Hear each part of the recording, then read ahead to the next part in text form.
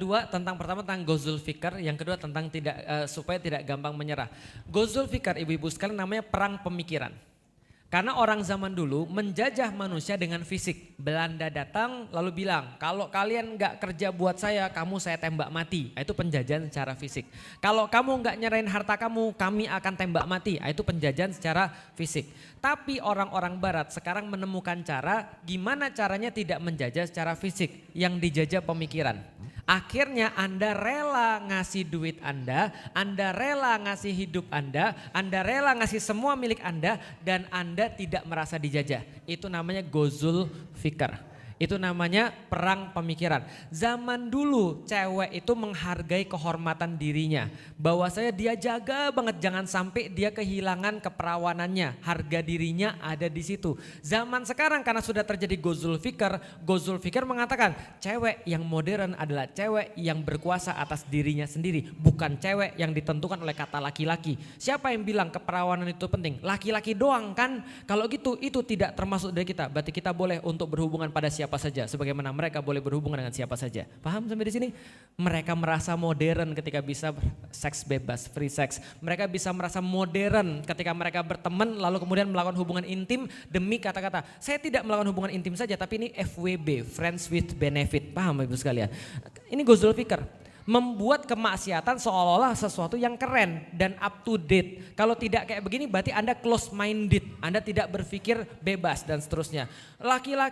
Perempuan itu kerudungan tuh terjajah karena mereka tuh mau-maunya dikekang oleh laki-laki. Seolah-olah perempuan tuh harus sumur, kasur, apalagi dapur.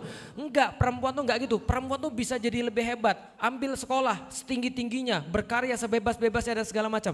Mereka melihat ini keren, tanpa sadar mereka meninggalkan rumah mereka tinggalkan dapur mereka tinggalkan anak mereka. Itulah kejatuhan generasi. Paham ya? Generasi sampai sekarang tuh masih naik karena ada ibu-ibu yang mau berkorban. Begitu ibu-ibu gak mau berkorban lagi, lihat orang barat, stres sendiri mereka. Kenapa? Populasinya nurun terus. Baca berita-berita, bisakah Cina mengembalikan populasinya? Padahal dulu kita tahu yang paling banyak anaknya orang Cina. Sekarang orang Cina nggak mau punya anak, rasain sendiri, masalah lu sendiri. Paham Ibu sekalian? Karena mereka tahu begitu kemudian turun terus, mereka kehilangan pengaruh. Paham sampai di sini Bapak Ibu sekalian? Maka itu Ghazul Fikr. Gimana cara kita untuk bisa menanggulangi Ghazul Fikr? Jawabannya adalah akidah.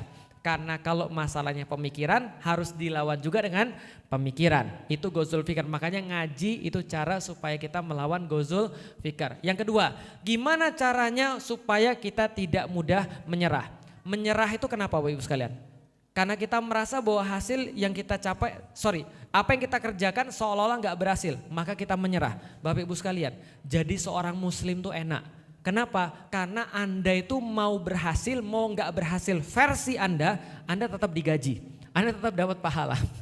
Paham ya? Maka selalu saya bilang, Bapak Ibu sekalian, jangan geeran, jangan suka jangan suka ngambil sesuatu yang Allah nggak pernah suruh ke Anda.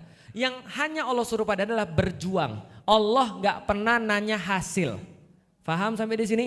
Yang Allah suruh cuma belajar bahasa Arab. Allah nggak suruh Anda bisa bahasa Arab.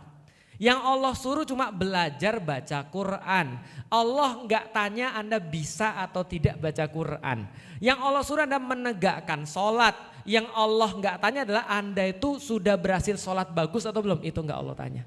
Paham sampai di sini? Yang Allah suruh apa tadi? Berjuang. Makanya ada seorang aktivis dakwah. Namanya Hasan Al-Banna, beliau sangat berpengaruh dalam dunia dakwah. Beliau pernah bilang begini, kita itu tidak akan ditanya Allah tentang sampai atau tidaknya pada tujuan kita. Yang Allah perintahkan pada kita cuma ada di atas jalan dakwah lalu mati di situ. Selesai atau enggak selesai jangan pernah dijadikan sebagai standar. Maka saya sampaikan, kalau standar keberhasilan itu selesai maka Rasul itu gagal. Kenapa? Rasul merencanakan pembebasan Baitul Maqdis. Tapi apakah Rasul masih hidup ketika pembebasan Baitul Maqdis? Tidak. Rasul udah gak ada. Yang membebaskan Umar bin Khattab. Berarti yang berhasil siapa? Umar, bukan Rasulullah. Enggak, Rasulullah berhasil. Karena Rasul yang bikin perencanaan itu. Jelas sampai di sini? Ibrahim dikasih tahu Allah. Suruh mengislamkan seluruh penduduk dunia. Ibrahim masih ada sekarang? Enggak. Penduduk dunia sudah masuk Islam? Belum. Rasulullah disuruh mengislamkan seluruh penduduk dunia. Sudah Islam seluruh penduduk dunia? Belum. Apakah Rasul gagal? Enggak, karena masih ada kita. Rasul belum gagal. Paham sampai di sini teman sekalian? Jadi jangan pernah menyerah. Kenapa kita tidak pernah menyerah? Ya karena enggak ada alasan untuk menyerah. Gitu loh maksudnya. Maka kalau kita pengen menyerah, coba kita baca lagi kisah-kisah masa lalu. Apa sih yang sebenarnya kita perjuangkan tuh apa sih sebenarnya? Kalau pas mau menyerah, baca lagi yang ada di masa lalu. Apa yang membuat kita tuh berjuang? Itu penting. Makanya pelajaran tentang referensi, pelajaran tentang visi nanti coba diulang lagi. Mudah-mudahan bermanfaat. Alhamdulillah sudah jam 11 kurang 10 menit. Kajian kita cukup panjang pada hari ini. Bapak Ibu sekalian mohon maaf kalau bahasanya agak sedikit emosional karena memang ini perkara-perkara yang sangat penting. Yang kita khawatirkan itu bukan hanya orang yang ngomong tentang sesuatu yang salah. Tapi kalau orang itu ngomong banyak yang dengar dan banyak yang terpengaruh. Terakhir ada salah satu anggota kita di Yuk Ngaji ketika dia bahas tentang masalah child free. Itu ada seorang ibu yang bilang begini, saya punya anak tapi saya dukung pemikiran mbak-mbak tadi. Paham maksudnya? Ini kan orang bingung. Dan Indonesia tuh banyak orang bingung, paham Bapak Ibu sekalian. Nah gak diapa-apain aja orang Indonesia ini sering bingung, apalagi dikasih hal-hal yang kayak tadi. Makanya itulah pentingnya yang saya sampaikan gini, bijak dalam bersosial media berarti ibu-ibu itu tidak usah ikuti orang-orang yang aneh-aneh. Ikutin aja orang-orang yang lurus-lurus karena apapun yang masuk ke kepala kita itu referensi yang bakal mempengaruhi cara pikir kita. Tadi yang sudah mbaknya tadi sampaikan, orang yang tinggal di Jerman banyak dipengaruhi hal-hal yang buruk akhirnya terpengaruh juga. Karena penjagaan manusia itu tidak hanya iman tapi ada ukhuwah, ada jamaah, ada juga penerapan syariat. Kalau kita merasa bahwa iman kita masih lemah, jangan ngetes keimanan kita.